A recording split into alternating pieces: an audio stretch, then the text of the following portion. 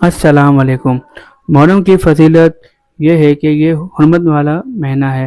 کب سے یہ محترم ہے؟ جب سے اللہ پاک نے آسمان و زمین کو پیدا فرمایا ہے۔ آپ صلی اللہ علیہ وسلم نے اس مہینے بہت ساری اچھے اعمال کیے اور عاشورہ کا روزہ رکھا ہے۔ دین اسلام جس چیز کے حکم دیتا ہے، جس چیز سے روکتا ہے، وہ گناہ کرنے سے روکتا ہے، نیکی کرنے کی ہدایت دیتا ہے اور اپنے نفس کو کنٹرول کرنے کا حکم دیتا ہے۔ ہم مسلمان کو صحیح سے اسلامک کیلنڈر کے نام بھی یاد نہیں ہے اور اس ہر مہینے کی فضیلت بھی یاد نہیں ہے، پر کچھ مہینوں کی فضیلت یاد ہے، جیسے رمضان کے مہینے میں روزے رکھنے ہیں، شوال کے مہینے میں روزے رکھنے ہیں، رجب جب آئے گا تو معراج بنانی ہے، شعبان کے آئے گا تو شب برات بنانی ہے، محرم آئے گا تو روزہ رکھنا ہے۔ اسلامک مہینے کے کیا نام ہے اور اس کی فضیلت کیا ہے ہمیں بالکل پتہ ہی نہیں ہے۔ ہمیں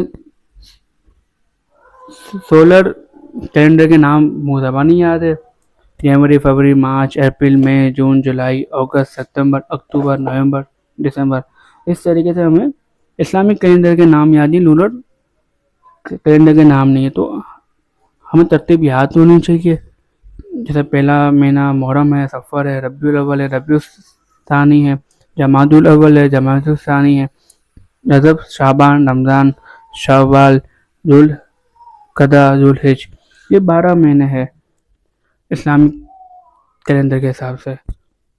بس ہمیں یہ پتہ ہے کہ ربیع الاول جب آتا ہے تو آپ صلی اللہ علیہ وسلم کا پیدائش کا مہینہ بناتے ہیں، محرم آتا ہے تو خوشی اور غم کا مہینہ ہے، رجب آتا ہے تو 27 تاریخ کو معراج بناتے ہیں، شعبان آتا ہے تو 15 شعبان کو ہم شب برات بناتے ہیں، رمضان آتا ہے تو ہم روزے رکھتے ہیں، شوال کا مہینہ آتا ہے تو ہم سبھی روزے رکھتے ہیں۔ ہمیں نہ ان مہینوں کی فضیلت پتہ ہے اور ہمیں صرف یہی پتہ ہے کہ 4 مہینے حرمت کے ہیں۔ لوگ تو یہ بھی سمجھتے ہیں کہ رمضان کا مہینہ بھی حرمت والا ہے، پر ایسا نہیں ہے۔ اور میرا ٹاپک ہی یہی ہے کہ محرم کے بارے میں بتانے کا، تو محرم اسلامک کیلنڈر کا پہلا مہینہ ہے۔ انشاءاللہ دوسرے بات میں اس کو لے کے چلیں گے۔ اللہ حافظ۔